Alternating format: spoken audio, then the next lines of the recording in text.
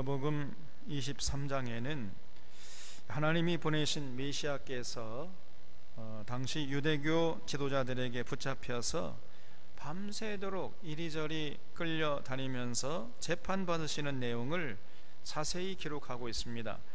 사실 메시아께서 이런 불의한 자들을 심판하셔야 되는데 어처구니 없게도 온갖 거짓과 불의로 일삼는, 그렇게 살아온 이런 자들이 예수님을 재판하는 이런 어처구니 없는 일이 벌어졌던 것입니다. 1절을 보겠습니다. 우리가 다 일어나 예수를 빌라도에게 끌고 가서 고발하여 이르되 우리가 이 사람을 보매 우리 백성을 미혹하고 가이사에게 세 바치는 것을 금하며 자칭 왕 그리스도라 하더이다 하니 그랬죠.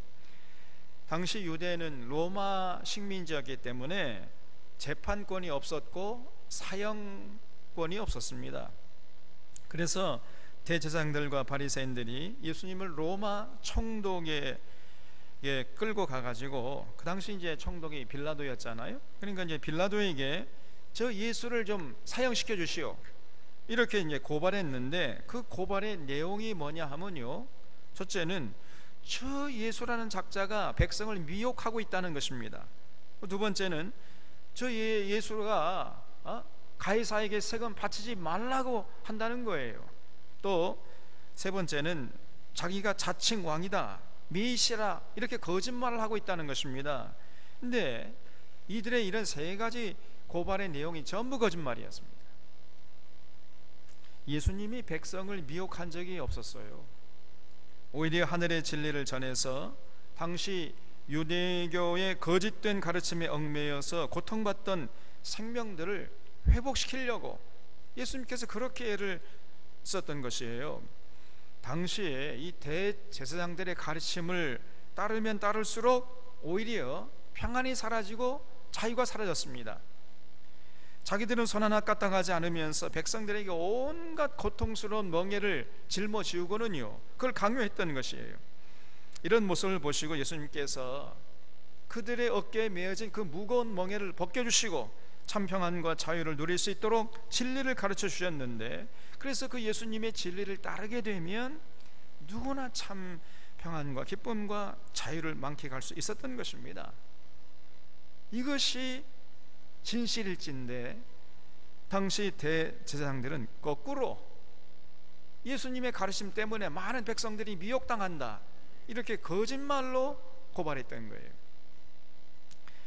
그리고 예수님이 가이사에게 세금 바치지 말라고 했다고 고발했는데 이것도 거짓말이지요. 뭐 우리가 잘 아시다시피 예수님 분명히 뭐라고 그랬죠? 가이사의 것은 가이사에게, 하나님의 것은 하나님에게 바치라, 이렇게 말씀하신 거예요. 그러니까 국가에 낼 세금은 반드시 국가에 바치고 하나님께 드릴 것은 하나님께 드리라, 이렇게 가르쳤는데 이 사람들이 이 예수님의 말씀을 딱 앞에 것은 빼버리고 저 예수가 세금 바치지 말라 한다, 그러면서 혹세무민한다, 이러면서 거짓말로 왜곡해 버렸어요. 또 예수님이 왕이라고 메시아라고 떠벌린 적이 없었습니다, 여러분. 그들이 자꾸 네가 왕이냐 물으니까 그래 너희들의 말이 옳다, 이렇게 대꾸한 것뿐인데,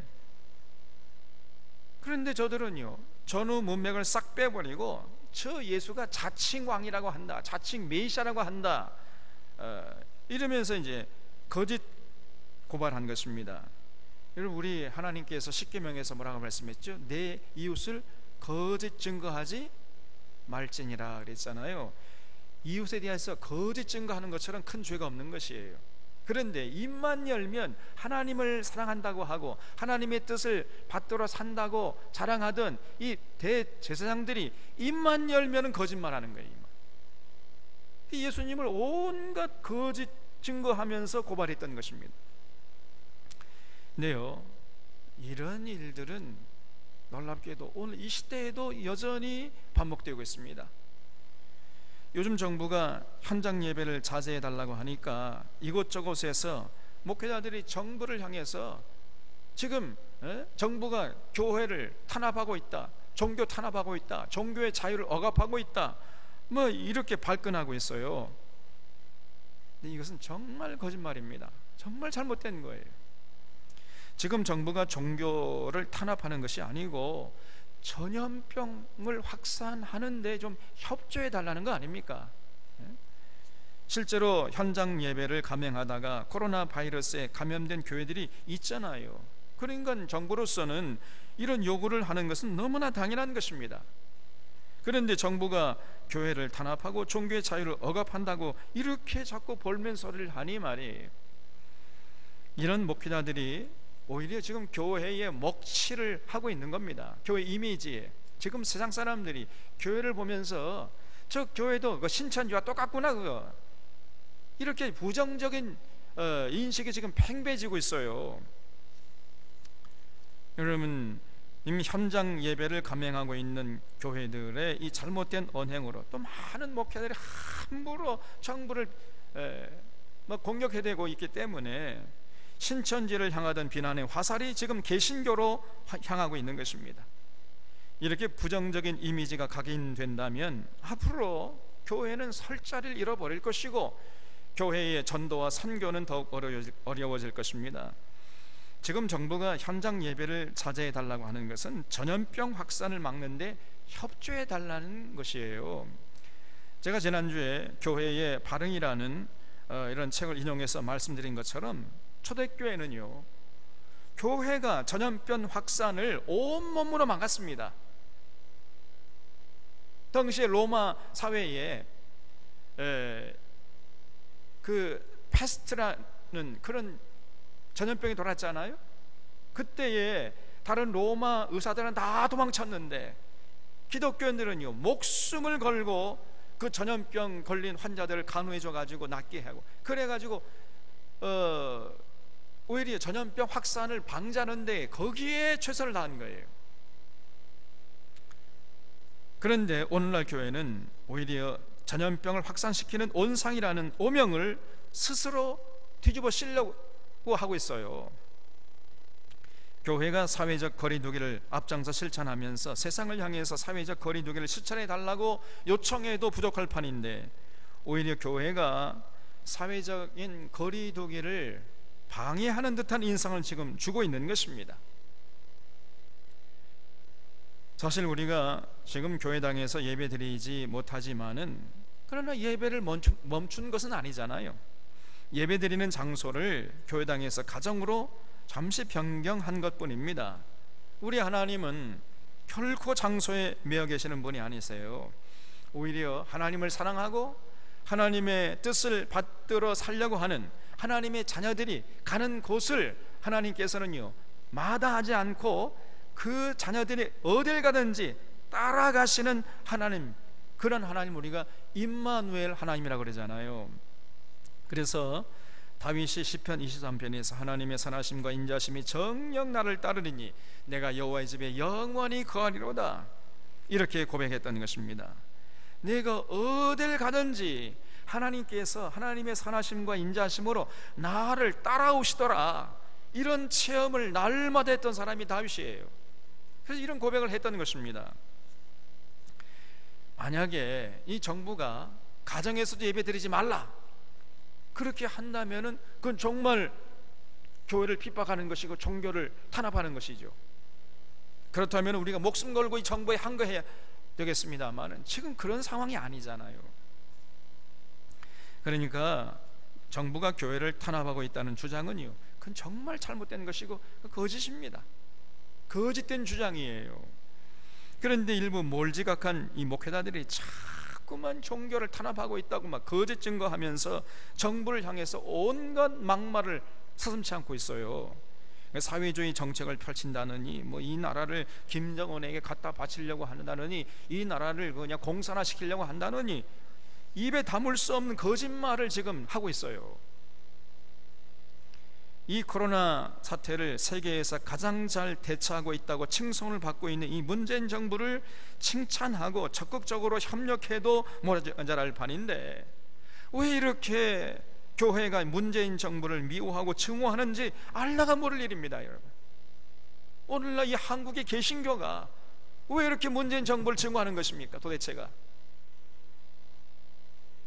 예수님을 고발한 대제사장과 바리새인들의 모습이 오늘날 이 개신교회에 오버랩되고 있는 것은 참으로 안타까운 노릇이 않을 수가 없는 거예요. 이러다가 어쩌려고 저러는지 할 수가 없습니다. 이러다가는 우리 한국 교회가 이 대한민국에 자리 잡을 수가 없어요. 존재할 수가 없는 것입니다, 여러분. 이렇게 일부 개신교가 추태를 부리는 이유가 뭔지 제가 곰곰이 생각해 보니까 이 목회자들의 성경 이해가 너무 빈약한 거예요. 그리고 저들의 바라보는 시야가 너무 좁기 때문이에요. 정말 한심팔푼이라고 할 정도로 신앙의 지평이 좁은 자들이 많아요. 목회자들 중에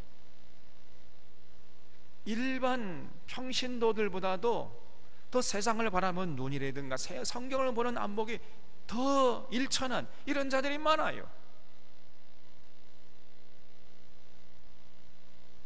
우리 샤론의 교우들은 이런 거짓된 주장에 결단코 휘둘리지 않을 수 있기를 바랍니다.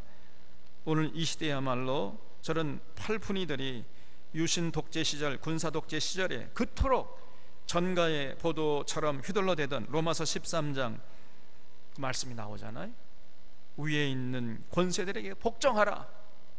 이 말씀을 철저히 실천할 때인 것입니다. 3절을 보겠습니다. 빌라도가 예수께 물어 이르되 네가 유대인의 왕이냐? 대답하여 이르시되 내 말이 옳도다 그랬어요. 이렇게 대제사장 일행이 예수님을 빌라도에게 끌고 가서 거짓 증언으로 고소하니까 이제 빌라도가 예수님을 신문하기 시작했는데 네가 유대인의 왕이냐? 이렇게 물었어요. 예수님께서 뭐 이러쿵 저러쿵 장황하게 말씀하지 않고 내 말이 옳도다, 지금 네가 하는 말이 옳도다, 이 말 하시고요 입을 굳게 다무셨어요. 더 이상 말씀을 하지 않았습니다. 여러분, 우리가 이런 예수님의 모습도 좀 본받아야 돼요. 진리의 편에 선 사람들의 특징이 뭡니까? 말이 간단 명료하다는 거예요. 그 말에 어떤 복선을 깔지 않기 때문에 말이요 아주 단순하고 명료합니다. 기면 기고 아니면 아니고 뭐 그러니까 말이 길어질 리가 없어요. 말이 아주 간단하고 단순하고 명료합니다. 그런데 진리의 편에 서지 않는 자들은 항상 이 말이 많아요. 이게 말은 많은데 횡설수설하면서 도대체 저 사람이 지금 하고자 하는 말이 뭔지 아무리 집중해서 들어도 알 수가 없어요.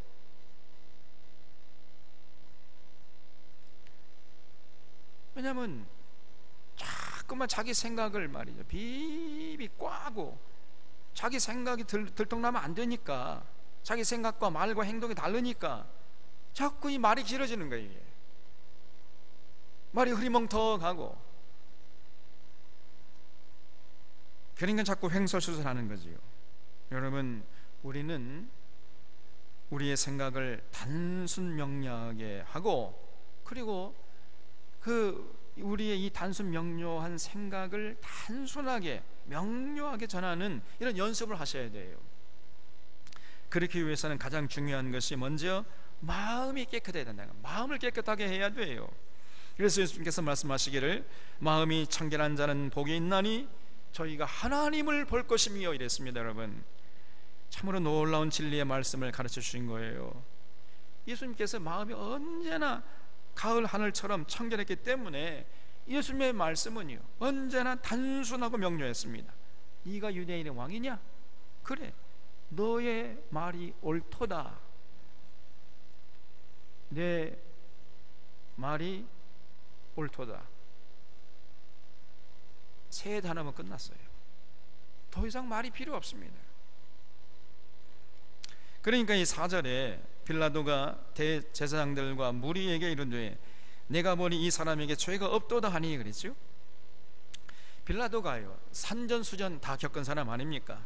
예수님과 대화를 딱 해보니까요 예수님의 말씀 속에서 예수님의 인격이 그대로 드러난 거예요. 그러니까 빌라도가 가만히 보니까요 예수님에게 아무런 죄가 없는 것입니다. 그래서 여러분 내가 보니까 이 사람에게서 죄가 있다는 것을 발견하지 못했습니다. 이렇게 선포를 했어요. 여기 누가복음 23장을 보면은 이 빌라도가 예수님을 재판하는 동안에 저 예수에게는 죄가 없다는 말을 3번이나 반복합니다. 그러니까 빌라도가 볼 때는요, 이렇게 봐도 예수님이 죄가 없고 저렇게 봐도 예수님이 죄가 없다, 그렇게 보였는데, 그런데 이 대제사장들은요, 어떻게 하든지 간에 저 예수라는 놈을 잡아 죽여야 되겠다 해가지고 억지를 부렸던 것입니다. 참으로 나쁜 사람들이에요. 아무런 죄가 없으신 예수님을 어떻게 하면은 그냥 죽여야 되겠다, 그냥 미워하고 증오하면서 이빨을 갈고 달려서 잡아 죽이려고 덤벼들었던 겁니다. 이것이 당시의 대제사장들과 서기관 바리새인 율법 학자들이었어요.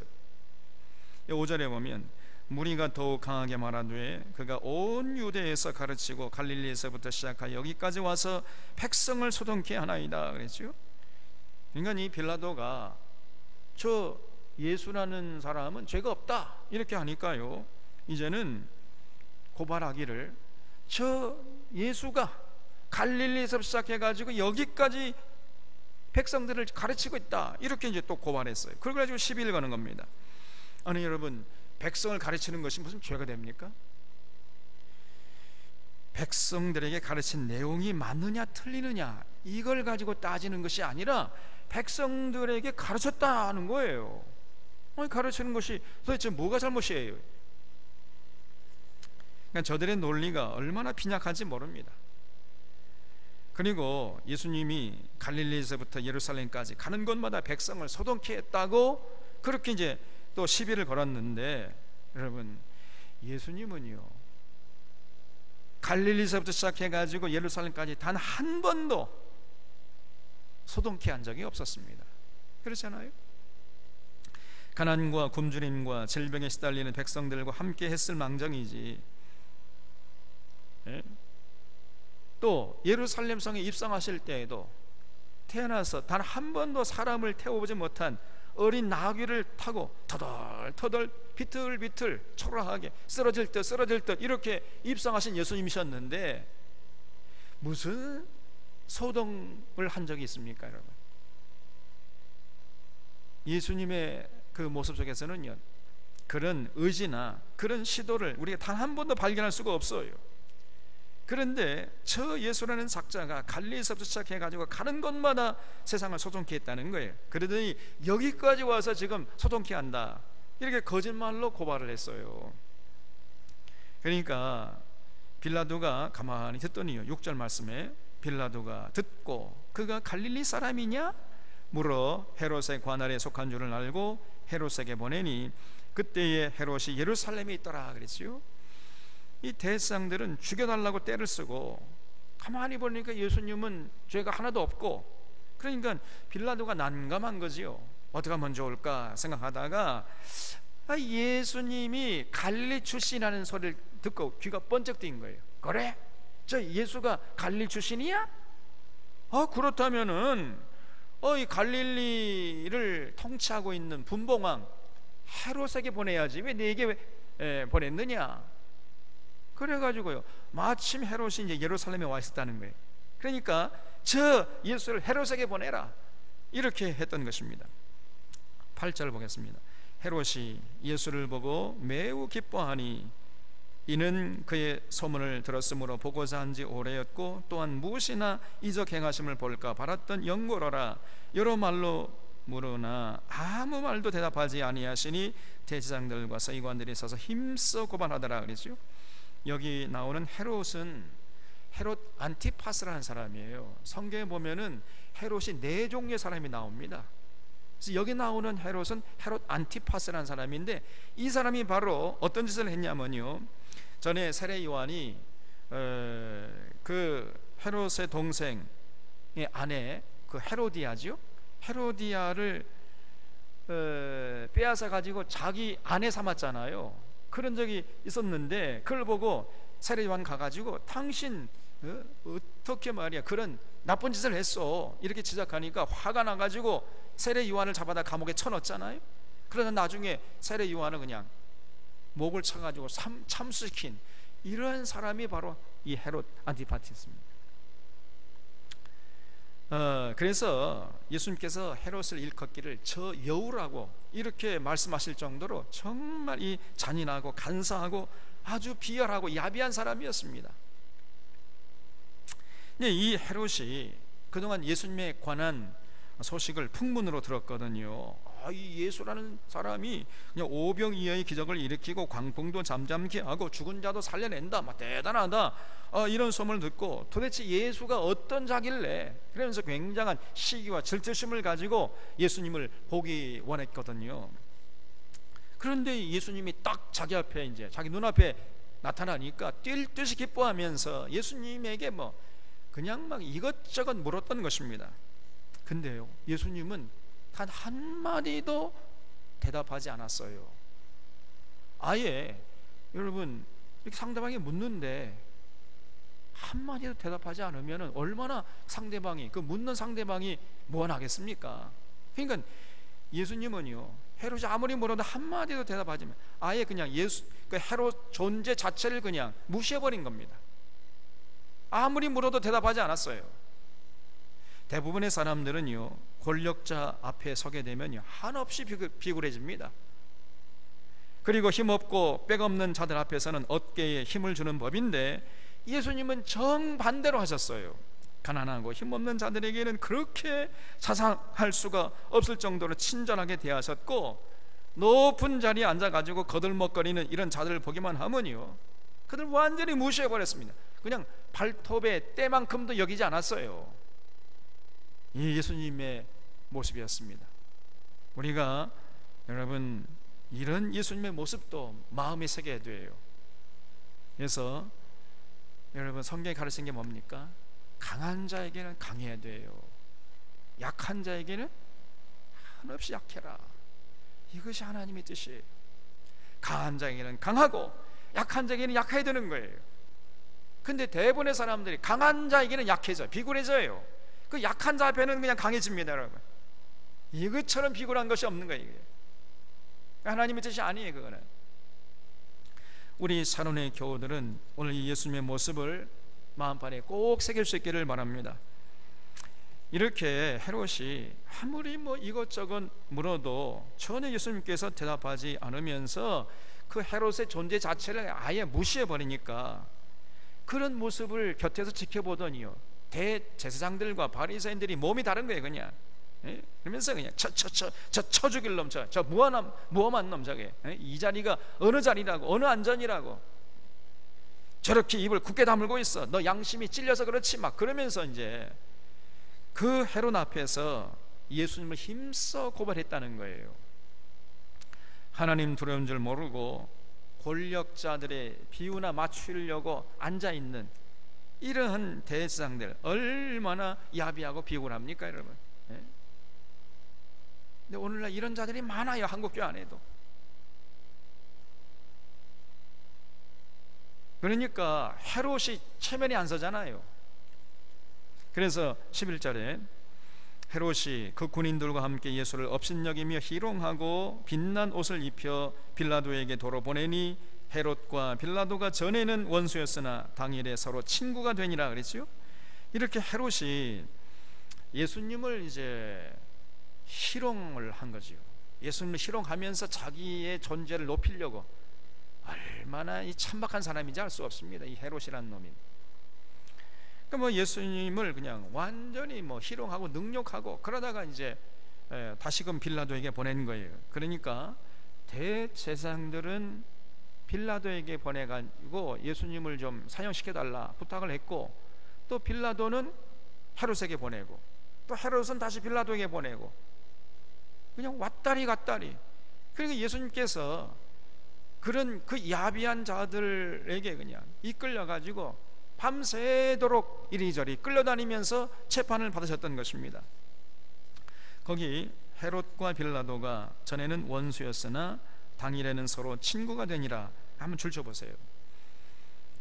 원래 헤롯과 빌라도가 평소에는요 서로 원수지간이었어요. 견원지간이었습니다. 물과 기름처럼 같이 공존할 수가 없는. 서로 빡빡 일을 가는 이런 사이였는데 예수님을 십자가에 못 박아 죽이는 일에는 서로 친구가 되었다는 거예요. 다시 말해서 아주 악한 일에는 서로 긴밀하게 협조하면서 그 죄 없으신 예수님을 밤새도록 이리저리 끌고 다녔던 거예요. 예수님이 저런 자들을 심판하실 분 아닙니까? 그래도 부족할 판인데 예수님께서 그 밤새도록 끌려다니면서 심판을 받았으니 말이에요. 이런 어처구니 없는 일이 어디 있겠습니까, 여러분? 여러분 꼭 기억하시기 바랍니다. 요한계시록 17장을 보면은 음녀와 짐승이 서로 긴밀하게 연결되어 있다고 고발하고 있어요. 음녀가 짐승의 등에 타가지고 세상을 혼축해 한다, 이렇게 기록하고 있어요. 이게 무슨 말이지요? 타락한 종교 세력과 타락한 정치 세력이 은밀하게 아니라 밀접하게 연결되어 있다는 거예요. 이것이 세상입니다. 그렇기 때문에 세상이 그렇게 억울한 사람이 많은 것이고 정의가 땅에 떨어져서 많은 사람들이 그 고통을 당하고 있는 것입니다. 지금 대구에서 코로나19 확진자들이 끊이질 않고 있는데, 제가 보니까 어제인가 또 그냥 확진자가 나왔어요. 또 대량으로. 이 도대체 이 대구시장은 뭐 하고 있는 겁니까? 이 대구시장이 권영진이라는 사람인데, 이 사람이요, 그동안 신천지의 도움을 많이 받아온 것이 사실로 드러나고 있습니다. 신천지라는 이 타락한 종교 세력하고 이 정치 세력이 아주 밀접하게 연결되어 있다는 것을 극명하게 드러내고 보고 있어요. 지금 오늘 우리 사회에는 타락한 검찰과 타락한 언론과 사이비 이단과 타락한 정치인들이 아주 긴밀하게 연결되어 있고, 이것이 지금 톱니바퀴 서로 물고 돌아가는 것처럼 이렇게 아주 긴밀하게 작동되고 있어요. 그러면서 촛불 시민 혁명으로 세워진 문재인 정부를 사사건건 공격해 대고 있는 것입니다. 지금 언론들이 문재인 정부를 어떻게 하면은 흠집을 낼까 전전긍긍하고 있잖아요. 근데 왜 언론들이 왜 저런 짓을 하는 것입니까? 저도 잘 몰랐는데 요즘에 알게 된 사실이에요. 왜 그러느냐, 그 이전 정부들, 이명박 정부나 박근혜 정부 때에는요, 그 정부의 예산을 가지고 언론사에게 굉장한 후원을 했다는 거예요. 그러니까 이 언론사들이 그때는 참 좋은 시절이었습니다. 기자들이 가면은 그냥 막 직사 제접을 하고 그냥 나갈 때는 그냥 주머니에 봉투 또 찔러 넣어주고 떡값도 주고 그냥 때를 따라서. 그러니까 뭐 정부를 향해서 온갖 좋은 기사를 써댔는데 문재인 정부 들어서가니요, 그런 것들을 그냥 전혀 하지 않았다는 거예요. 그러니까 그 언론사에다가 예산을 전혀 후원하지 않고 기자들에게도 뭐 전혀 떡값 같은 거 그런 거 일절하지 않으니까 이 사람들이 그냥 입이 이만큼 나온 거예요. 어떻게 하든지 간에 문재인 정부 흠을 내려고 하고 있는 거예요.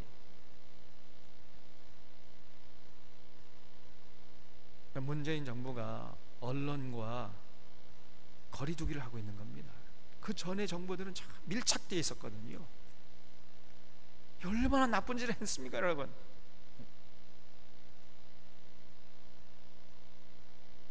또 검찰이 왜 저렇게 나오고 있는 거예요?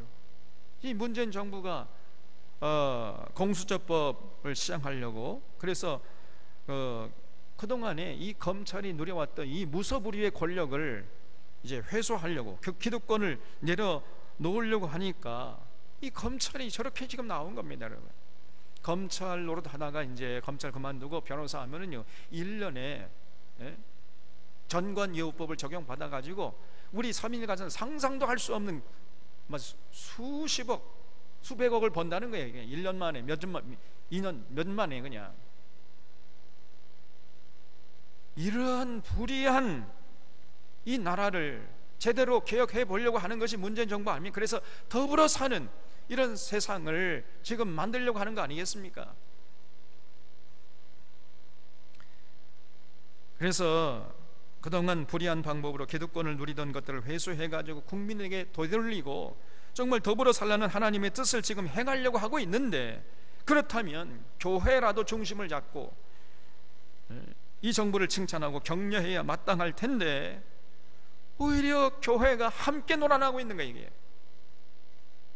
참으로 동탄스러울 노릇입니다. 여러분, 우리가 이런 지금 이 나라가 어떻게 돌아가고 있는지 이거를 좀 볼 수 있어야 돼요. 13절을 보겠습니다.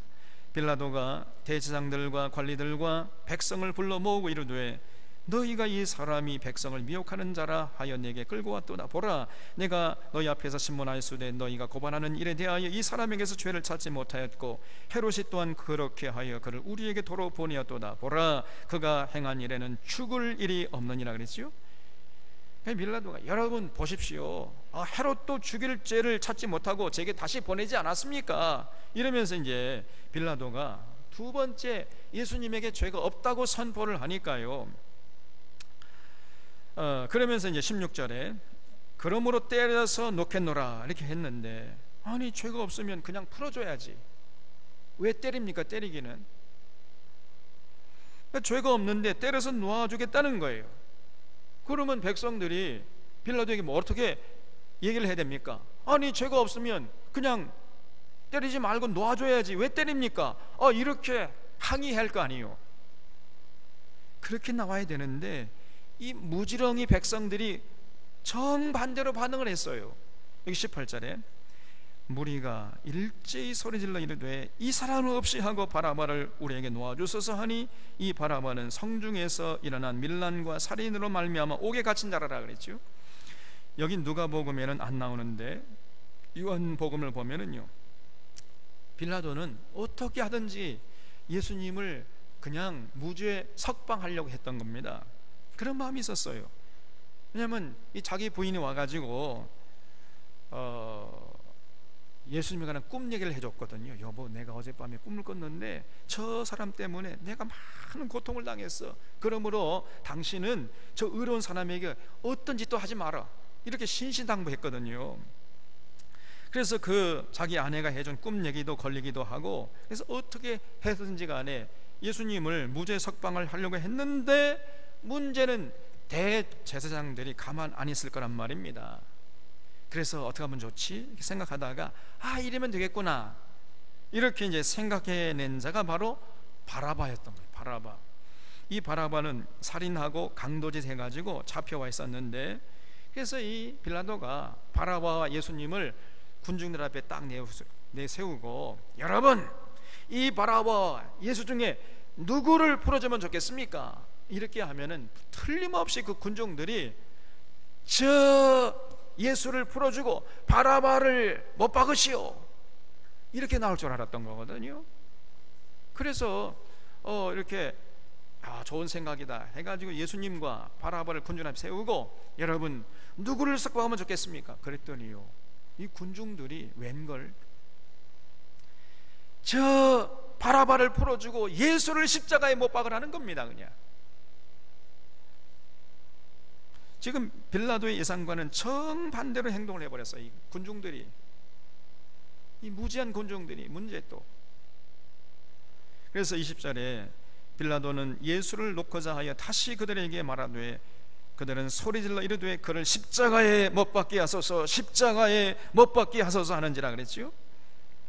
빌라도가 죄가 없다고 하면 할수록 이 군중들은요 분위기가 더 험악해지면서 저 예수를 십자가에 못 박으시오, 예수를 십자가에 못 박으시오 이렇게 나오는 거예요. 그냥 무대뽀로. 이 무지한 군중들의 이 폭력성도 말로 할 수가 없는 겁니다. 거기 그를 십자가에 못 박게 하소서, 거기 한번 줄쳐보세요. 이 당시 로마는요 특별히 이제 도망친 노예들 붙잡히게 되잖아요.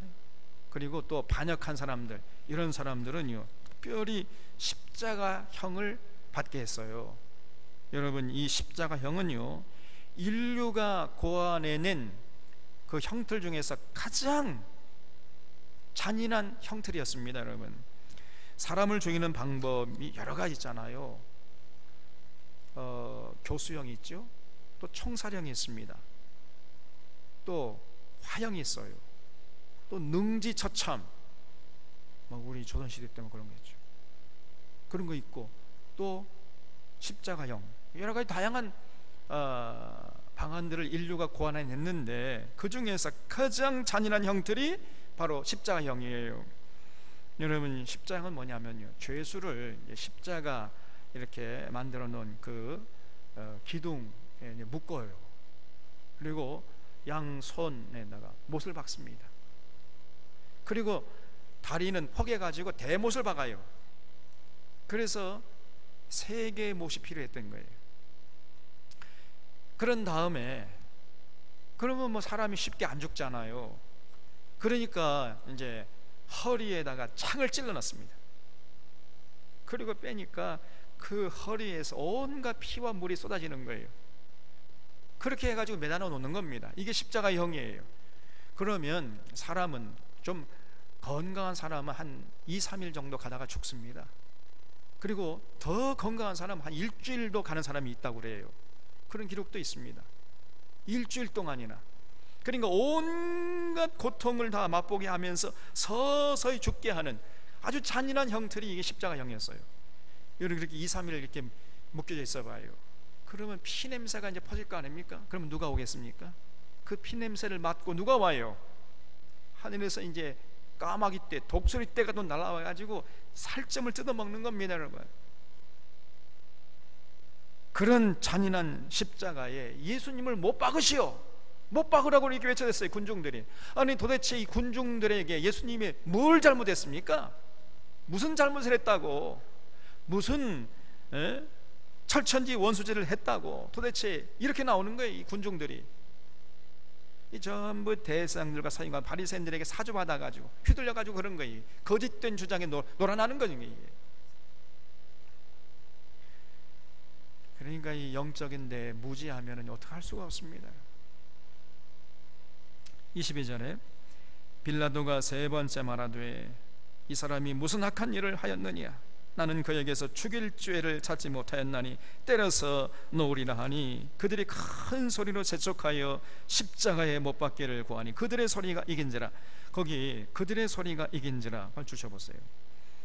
빌라도가 어떻게 해서든지 예수님을 풀어주려고 했지만은 군중들의 압력이, 그 소리가 더 커지니까 그냥 그만 굴러복해버린 것입니다. 여기 그들의 논리가 이긴지라 이렇게 돼야 되는데 그들의 소리가 이긴지라 이렇게 돼버렸어요. 여기에 모든 불행이 있는 것입니다. 여러분, 목소리 큰 놈이 이기는 세상, 이건 무리한 세상이에요. 진리가 이기고 정의가 이기고 논리가 이기는 것이 아니고 목소리 큰 놈이 이기고 힘센 놈이 이기는 세상, 이런 세상은 아주 불의한 세상인 것입니다. 절대로 우리는 그런 세상을 만들면 안 돼요. 우리 샤론의 교우들은요, 목소리 크다고, 힘이 세다고, 다수가 주장한다고 이런 것들에게 휘둘리는 이런 자들이 한 사람도 없기를 주님의 이름으로 부탁드립니다. 여러분, 다윗의 고백 좀 들어보세요. 다윗이 뭐라고 고백했습니까? 천만인이 나를 애워싸 진친다 할지라도 나는 결코 두려워하지 않겠나이다. 이렇게 고백했어요. 여러분, 천만인이 둘러싸서 진친다 할지라도 나는 결코 두려워하지 않겠습니다.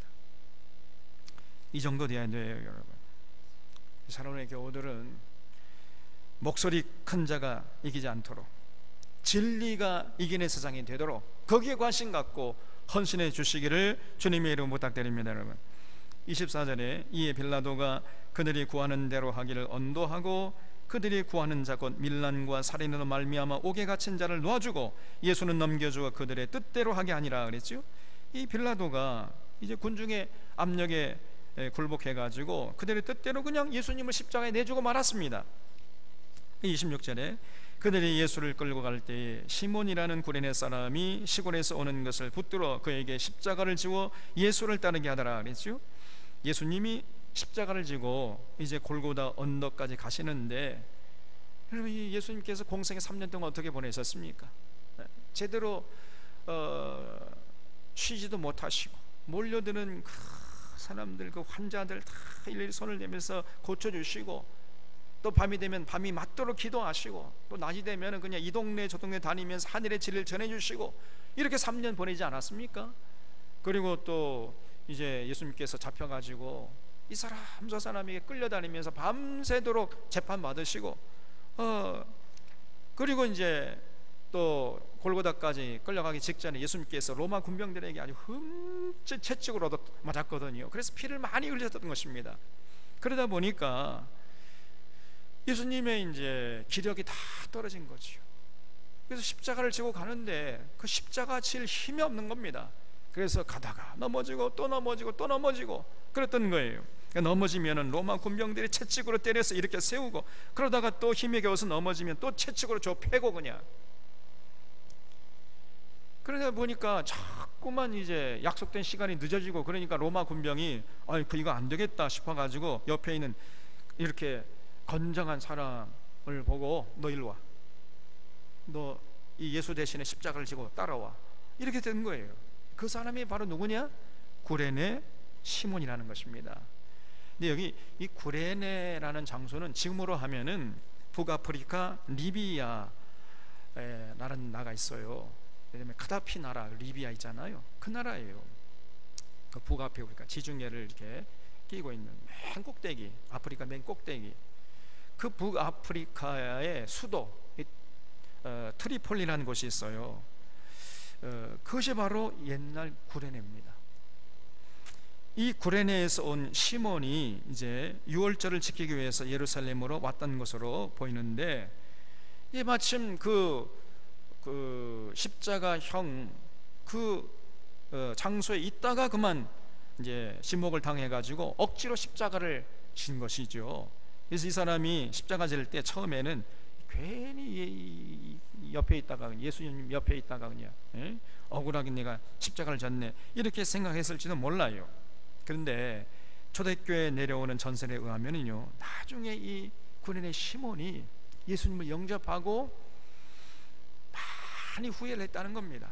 내가 그때에 십자가 질 때 좀 더 기꺼이 질걸, 내가 억지로 마지 못해졌구나, 그런 후회를 했다는 거예요. 여러분, 우리도 마찬가지입니다. 내가 마지 못해 죽지 못해 하는 일이 나중에 돌아보면요, 그것이 나를 위한 것이고 오히려 그것이 주님을 위한 것일 수 있다는 것을 잊지 마셔야 돼요. 제가 언젠가 말씀드렸잖아요. 제가 어렸을 때 저희 아버님이 너무 엄해가지고요, 저희가 숙제를 냈어요. 숙제가 뭐냐, 이 중학교 고등학교에 국어책에 나오는 모든 시와 시조를 다 암송하라는 거예요. 만약에 그 숙제를 감당하지 못하잖아요, 그러면 우리 아버님이 성식 엄씨예요. 얼마나 엄하지. 그래가지고 그냥 우리 아버님 너무 무서웠어요. 그래서 여러분, 그 중학교 책에 나오는 시와 시조가 얼마나 많은지 몰라요. 그걸 다 암송하려고 해봐요. 너무 저는 그 암송하는 게 싫고, 그런데 아버님이 무서워가지고 억지로 죽지 못해서 이제 했는데, 나중에 돌아보니까 그 제게 살이 되고 피가 된 거예요. 여러분, 우리가 사는 동안 좋은 일만 할 수가 없어요. 때로는 힘겹고 또 지기 싫고 하는, 억지로 해야 하는 그런 일들도 있는 것입니다. 그럴 때 억지로 마지 못해서 하지 말고, 내가 이왕 할 일이라면은 기쁨으로 감사함으로 자발적으로 하려는 이런 자세를 절대로 잃지 마시기를 주님의 이름으로 부탁드립니다. 여러분, 돌아보면요, 그것이 바로 나를 위한 것이고 오히려 하나님의 영광을 돌리는 일이 될 수 있는 것입니다. 이게 특별히 지금 배움의 과정에 있는 중고등부 청년들 꼭 기억하셔야 돼요. 제가 그랬거든요. 27절에 또 백성과 및 그를 위하여 가슴을 치며 슬피 우는 여자의 큰 무리가 따라오는지라 그랬죠. 이렇게 예수님이 골고다 언덕을 향해서 쓰러지고 또 쓰러지고 그러면서 가시니까 그 뒤를 백성들과 여자들이 가슴을 치면서 이제 슬피 울면서 따라왔다는 거지요. 아마 이 사람들은 예수님께 은혜를 입은 자들이거나 예수님의 가르침을 통해서 진리를 깨달은 자들이거나 이런 자들이었던 것 같아요. 그러니까 이런 자들 향해서 예수님께서 28절에 예수께서 돌이켜 그들을 향하여 이르시되 예루살렘의 딸들아 나를 위하여 울지 말고 너희와 너희 자녀를 위하여 울라 그랬습니다. 거기 나를 위하여 울지 말고 너희와 너희 자녀를 위하여 울라에 줄쳐보세요. 예수님은 나는 이제 하나님의 뜻을 이루기 위해서 가는 길이야. 그러니까 나를 위해서 울 필요가 없어. 그리고 하나님 보내신 메시아를 죽이는 너희와 너희 자녀들, 이제 그 죄값을 당할 테니까 너희와 너희 자녀들을 위해서 울어라, 이렇게 말씀했던 겁니다. 29절에 보라 날이 이르면 사람이 말하기를 잉태하지 못하는 이와 해산하지 못한 배와 먹이지 못한 젖이 복이 있다 하리라 그랬죠. 지금 너희가 내가 당하는 고통을 보고 이렇게 울고불고 하는데 내가 당하는 고통은 아무것도 아니라는 거예요. 앞으로 너희들에게 굉장히 끔찍한 재난이 당할 것이라는 것입니다. 얼마나 끔찍하냐? 자녀를 낳지 못한 자와 젖 물리지 못한 자가 복이 있다고 할 정도로 그렇게 끔찍한 재앙이 앞으로 너희들에게 닥칠 거라는 거예요.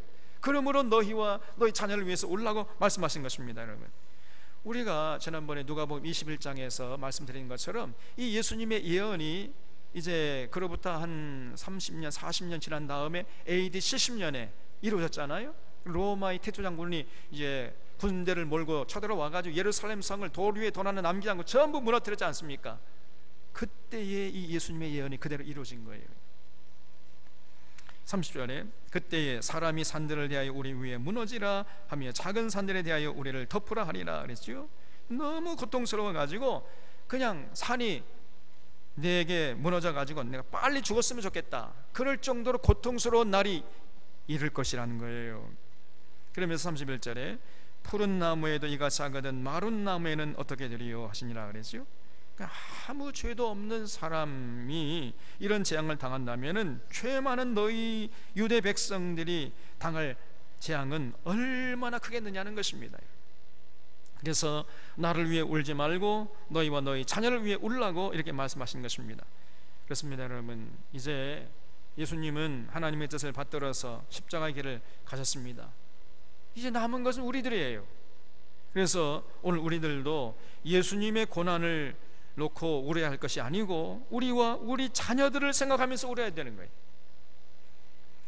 제가 여기 주보에 오늘 썼습니다마는 지금 코로나19 바이러스가 전 세계를 휩쓸고 있고 전염병 퇴치에 세계 최고의 모범국이라는 칭송을 받는 우리나라도 평온한 일상으로 회복되는 것이 예상보다 늦어지고 있지 않습니까? 이런 상황에서 코로나 이 바이러스가 주는 교훈을 우리가 생각해 봐야 돼요. 그 아모스 4장을 보면은 여호와 하나님께서 당시 북이스라엘 백성들 향해서 내가 너희 중에 전염병을 보냈다 그랬어요. 내가 너희들에게 너희 진영에 악취로 코를 찌르게 했지만 그러나 너희가 내게로 돌아오지 아니했느니라, 이렇게 말씀했습니다. 여러분, 그래서 하나님이 타락한 이스라엘 백성들을 정화시킬 때 사용하는 방법이 뭐냐? 때때로 기근을 보내고 전염병을 보낸 거예요. 전염병. 여러분, 우리가 얼마 전에 사스를 겪었잖아요. 또 메르스 사태를 겪었고 또 신종플루를 겪었고 이번에는 코로나19 바이러스에 인해서 전 세계가 이제 패닉 상태에 빠져버렸습니다. 근데 전문가의 말에 의하면요, 이러한 사건들이 앞으로는 점점 더 자주 일어날 것이라는 거예요. 그래서 이 코로나19 사태가 단순한 역병이 아닌 크게는 하나님의 창조 질서를 팽개친 인류에 대한 하나님의 준엄한 경고의 신호가 아닌가 하는 이 두려움이 있는 것입니다. 그동안 인류는 예사로 하나님의 창조 질서를 외면하고 그저 물질 만능주의로 살았어요. 그래서 이번 기회를 통해서 우리가 정신없이 달려가던 발걸음을 멈추고 온 이 지구상의 나라들이 좀 자신들을 돌아보는 계기가 되어야 됩니다. 그래서 사회적 거리두기의 범주 안에 우리 문명에 대한 거리두기도 해보고, 과연 이렇게 이 자본주의 이 물결 속에 휩싸여 가지고 그저 과잉 생산, 과잉 소비를 부추기는 이런 자본주의식으로 사는 것이 옳은 것이냐, 이런 것들을 우리가 정말 심사숙고해야 하는 것입니다.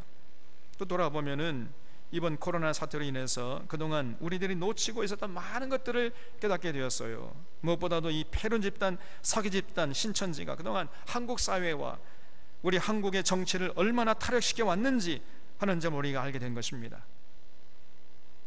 신천지 기자들도 있었고 정치인들과의 커넥션도 밀접하게 연결되어 있다는 것도 우리가 이제 깨닫게 된 거예요. 입만 열면 거짓말을 해대는 신천지인데 그런 자들 가운데 기자들이 있었다는 말이죠. 통탄스러운 노릇 아닙니까? 정직과 신뢰가 생명인 기자들이 어떻게 그 기사를 정직하게 쓸 수가 있었겠어요? 입만 열면 거짓말을 해대는 신천지가 이 정치인들과 결탁되니 말이에요. 어떻게 정치가 올바로 될 수 있겠습니까, 여러분?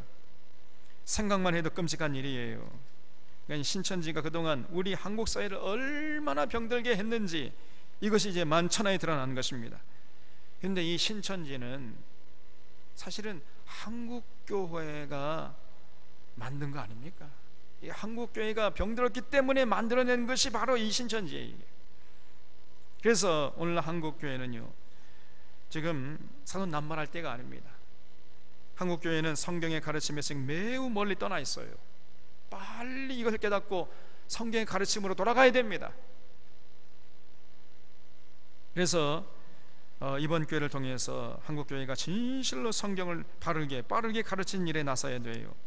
한국교회가 정통인데 정통인 한국교회는 전혀 성경을 안 가르치고 못 가르치고 있고, 저 이단인 신천지는 성경을 엉터리로 알고 있으면 저렇게 열심히 성경을 가르치려고 하고 있지 않습니까? 이게 도대체 어떻게 된 거예요? 이게 완전히 거꾸로 돼버렸어요. 그래서 이번 코로나 사태를 통해서 이 목회자들이 정말 정신을 차려야 돼요. 목회자들이 성경이 기록된 원래의 목적을 따라서 바르고 빠르게 가르쳐가지고 성경을 통해 계시하신 하나님이 인격적으로 만나는데 거기에 온 힘을 쏟아야 됩니다. 여기에 목회자들의 존재 이유가 있는 것이에요. 그동안 목회자들이 이걸 등한히 해왔던 거예요. 이걸 회개하고 진실로 성경을 가르치는 일에 최선을 다하는 이런 목회자의 모습을 회복해야 되는 겁니다. 그리고 교우들도 이번 사태를 계기로 교회의 본질이 무엇인가, 예배의 본질이 무엇인가, 신앙의 본질이 무엇인가, 이런 것들을 좀 더 깊이 성찰하고 고민해야 돼요. 많은 교인들이 교회와 교회당조차 분별하지 못해요. 예배가 뭔지도 모릅니다. 도대체 믿는다고 하는데 무엇을 믿는지조차 확실치가 않아요. 이런 신앙의 기초부터 다시 점검해서 올바른 신앙생활을 하는 기회로 삼아 나가야 되는 것이에요. 또 그동안 우리 한국교회가 가정을 등한히 왔습니다. 사실 모든 신앙의 원초적 출발점이 가정인데 그동안 한국교회는 이 가정의 중요성을 간과해버렸어요. 그저 하루 교회당에서 예배드리면 신앙생활 다 한 것처럼 이렇게 생각을 해왔다는 것입니다. 그래서 신앙에 열심을 내는 가정일수록 오히려 주일날 자녀들이 엄마 아빠 얼굴 보기조차 힘들었어요. 이런 기이한 현상이 벌어졌는 것입니다. 그러나 여러분, 하나님은 이 자녀들 신앙교육을 부모에게 일임한 것이에요. 이걸 잊지 말아야 됩니다. 집에 앉았을 때든지 길에 행할 때든지 누웠을 때든지 내 자녀에게 하나님 말씀을 부지런히 가르치라고 하나님께서 강조했잖아요. 신명기 6장 7절에서. 또 아비들아 주의 교양과 훈계로 내 자녀를 양육하라, 이렇게 에베소서 6장에서 말씀하고 있습니다. 부모에게 신앙교육을 위임한 거예요. 그래서 신앙교육의 최전선은 가정입니다. 가정에서 부모가 자녀들에게 하나님 사랑하고 하나님 가르침에 따라 살도록 본을 보이고 그렇게 가르쳐야 돼요. 그리고 교회와 교회 학교는 이런 가정의 신앙교육을 후원하는 역할로 머물러야 됩니다. 거기서 멈춰야 돼요. 그런데 우리는 그동안 가정에서의 신앙교육을 너무 등한히 온 거예요. 그래서 이번 코로나19 사태로 가정의 중요성을 깨닫고 신앙교육의 주체는 부모가 되는 것이고, 그래서 가정에서 가정예배를 회복하는, 그래서 정착하는 이런 기회로 삼을 수 있어야 됩니다. 신앙교육의 무게중심을 교회에서 가정으로 옮길 수 있는 좋은 기회를 하나님께서 우리에게 주신 거예요. 어떻게 보면 우리 서론의 가정에서는 가정예배를 꼭 드리는 기회로 삼아 나갈 수 있기를 바랍니다. 그리고 그 방법에 대해서 제가 늘 말씀드렸잖아요. 여러 가지 제가 여러 자료들을 참고해가지고 가정 예배 드릴 수 있는 매뉴얼을 인쇄해가지고 저 뒤에 놨잖아요. 이미 여러분들에게 배부해 드렸습니다. 그래서 그 인쇄해가지고 배부해 드린 매뉴얼을 참고하시면 됩니다. 그래서 꼭 가정 예배 드리는 이런 모습을 회복해야 돼요. 우리 사론의 교우들은 나를 위해 울지 말고 너희와 너희 자녀를 위해 울라는 예수님 말씀을 마음에 새기고 자신을 돌아보는 귀한 기회가 되시기를 바랍니다. 기도하겠습니다.